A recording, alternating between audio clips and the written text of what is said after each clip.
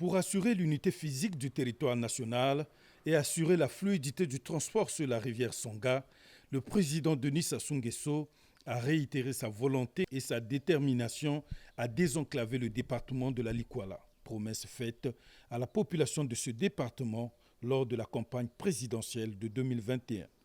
Ce projet consiste en la construction du pont de 616 mètres sur la rivière Songa et le bitumage du tronçon Ouesso-Pokola long de 47 km sur le corridor 13 par la société chinoise CRBC.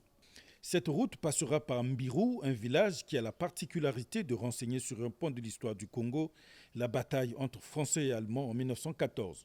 Après le mot de bienvenue du sous-préfet de Mokeko, le délégué général aux grands travaux, Oscar Otoka, a présenté les caractéristiques techniques de ces ouvrages. 170 mètres pour franchir les marais de la Songa 1 au PK 11, comportant 3 travées.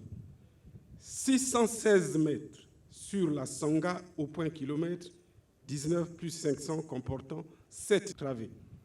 Le troisième d'une seule travée sur la rivière Mbwambwa au point kilométrique 34.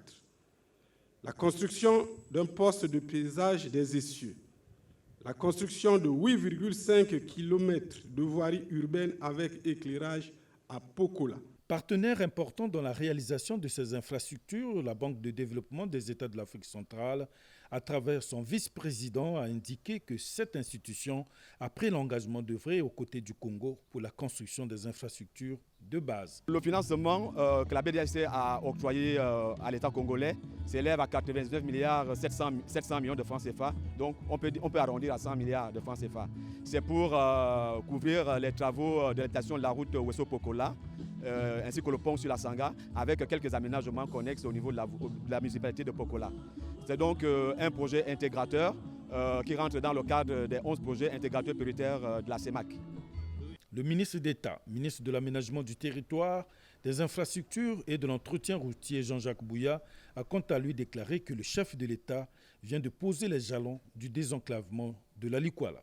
Le président œuvre méthodiquement, je dirais même avec munitie, à poser à partir de Ouesso les jalons importants du désenclavement de la Likwala et atteindre la frontière avec la République centrafricaine.